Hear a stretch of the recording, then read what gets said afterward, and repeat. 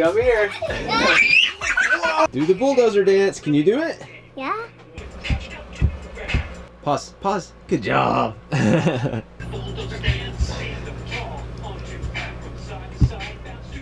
So we've been driveway surfing, mooch docking, I don't know, just but staying in Marissa's mom's driveway while we're in Tennessee, getting to spend time with family while we're here before we start heading west. And one thing we realized while we're here, and me and Marissa, is that I've still got some stuff in storage at my parents' house. She's got stuff in storage at her mom's house. We still got some stuff that we need to downsize. And so we thought, you know what?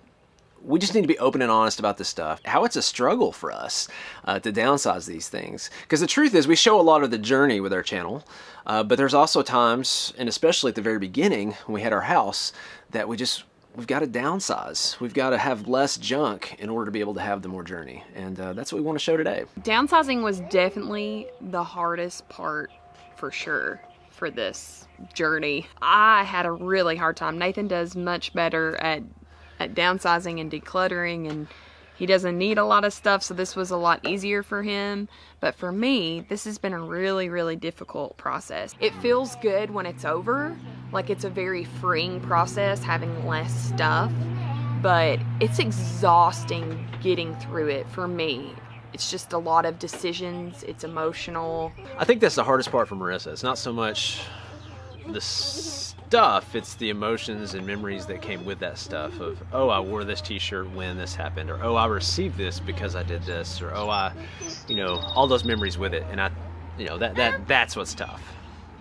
But with me, I have that emotional separation for some reason. And so it's not that I don't love anything, but it's just not as difficult as far as my stuff. So the way that we have downsized in the past, really every time, not just with the initial downsize from our house down to when we lived in an RV, but even when we come back to our hometown and we decide that we need to, you know, kind of downsize some more, is to have 4 different piles. So the first pile is trash. We don't want it. It's not worth anything. We couldn't give it away. It would be of no use to anyone else. It's going to the trash. Second pile would be to sell. So there's things that we don't need, but we don't quite want to give them away because they're worth a little bit too much to give away, or we think we could, you know, they're worth selling. We have a sell pile there, and then it's still kind of forming right here, but the giveaway pile is going to be here. These are things that we don't need. We're just going to give them away. And usually what we'll do, especially if there's heirlooms and things like that involved with the family, we will create the pile. We will contact family and say, hey, in X number of days, this is going to Goodwill, Salvation Army, or wherever you want to give it away. And then we give it away after that. And then the last pile, which is going to be forming over here next to the Airstream, is going to be the keep pile. And so those are things that either we're going to actively use with the Airstream in the van, or we're going to keep, trying to keep it as small as possible, but keep a little bit in storage. We do have a little bit of storage set aside in a shed that our mom has, that we can keep storing some stuff if we need to. But ultimately, the goal is just to get this down to half, a third. What do you think? What's ambitious here? We can get this down, right? She's tearing into it, man. Well, some of this stuff hasn't been gone through in a while, so it's going to be really easy. And then some of it is the stuff that I've had from the very beginning that's going to be really hard. The hard stuff that I'm hoping to get rid of today is some of the baby stuff, and that's really hard for me. I've kept some of Hensley's things that when she was a baby, and that's emotional for me, and I've kind of held on to thinking, well, you know, what if we have another one? But you know, that may never happen, or if we did have another one, I mean, it wouldn't be a huge deal to kind of buy more things. It's just very sentimental. I went through my first box. So far, I haven't kept anything. One down. This is the hard part too, is like pictures. Look, it's our engagement pictures. Look how young we look. That is crazy. Isn't it? Oh. But, I mean, they can always be reprinted. It just feels wrong tossing pictures. It feels so wrong. But we have all these digital. They can always be reprinted. And just storing is taking up space, and they're getting ruined. And so think we're gonna have to toss them. And so what we've done with a lot of our pictures, we haven't done it with all of them. I'd like to get to it eventually. And you can send in pictures and have them scanned professionally if you want to, if you don't want to mess with this yourself. But there is an app, it's called Photo Scan. If you've got physical pictures and you're wanting to take pictures of it to be able to store it and have that space opened up. And the cool thing, I mean, let's be honest, digital pictures, they're way more likely to get used and looked at than like physical pictures that are stored in a box that probably 50-50 shot, they might get ruined over time sitting there anyways. Something else that's really hard and meaningful is, you know, I lost my dad to cancer a few years ago, and so I have like handwritten birthday cards and, you know, pictures. This is a picture of my mom and dad, and my mom's actually pregnant with me in that picture, so it's really special. And she's gonna keep that, but we're still gonna make it digital too. There's some stuff that you just keep. So the way this app works, you put the picture in the frame, and once it gets, it puts these 4 dots on the screen. So I just drag the circle over these 4 dots. So I think it's kind of like taking 4 or 5 different pictures or whatever it's doing to get all that glare and shadow out of this, and then it's done. So here's the original. The one is, he looks a little washed out on his shirt, but still looks really good. I mean, really close. Does a good job.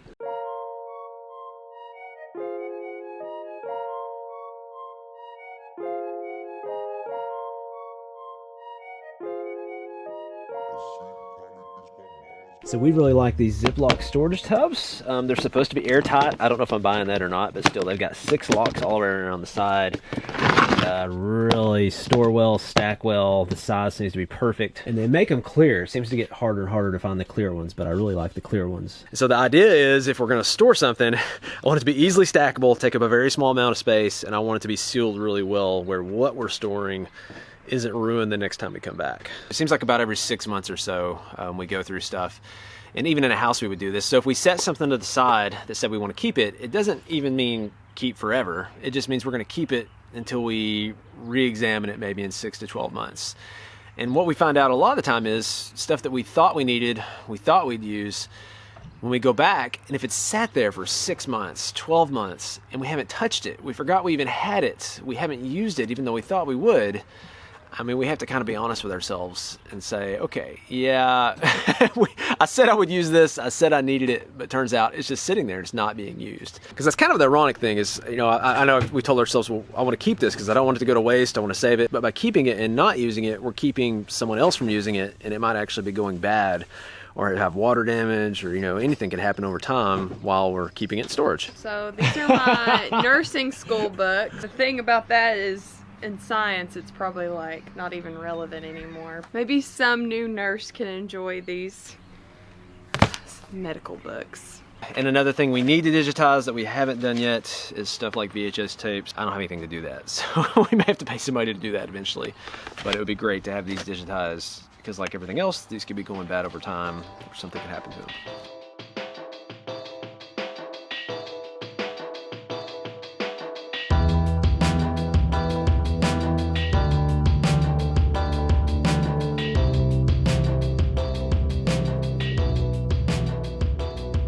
So one of the things downsizing does, just kind of sparked this memory and this emotion with me while we're out here doing this. But I mean, Hensley's in here, you know, She's in here watching TV by herself. Where'd you get that leg? What are you wearing?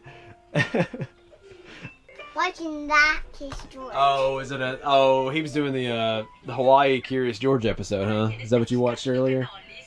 We don't want to be messing with our stuff. We want to be playing with our daughter, and we try to not let that happen any more than. I mean, it has to, as a parent, you know, it's going to happen sometimes. On a larger scale, we had our house and we had just more stuff. We spent more time taking care of that stuff, organizing that stuff, moving that stuff, and the less we've had over time. Now we're only doing this every 6-12 months. We have to do this for one day. But over time, as we've had less and less stuff, we get to spend more and more time doing what's important to us, which for us, you know, a big part of that is spending time with our daughter. It's a lot of work, but it's worth it, right?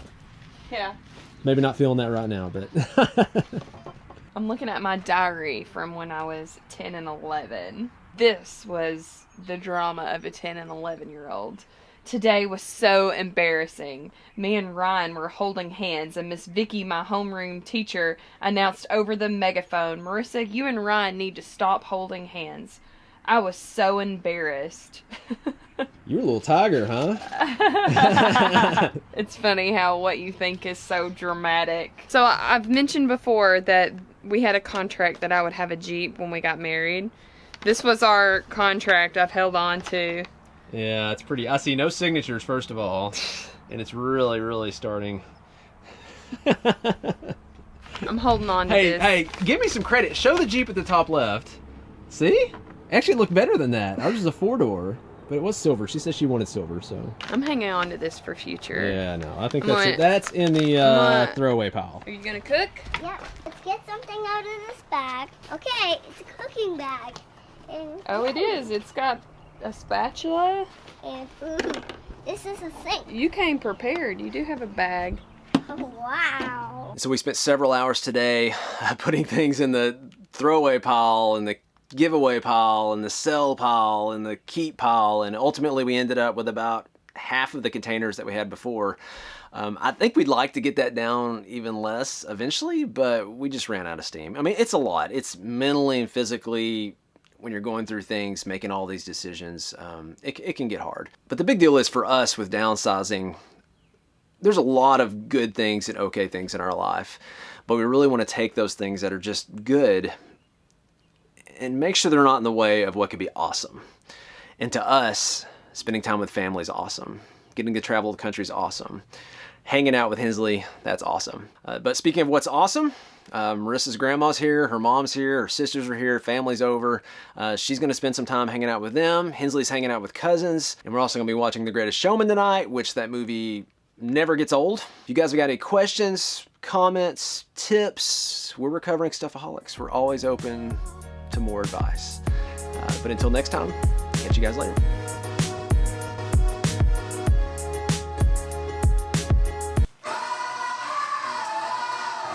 Searching in the dark, your sweat soaking through the floor.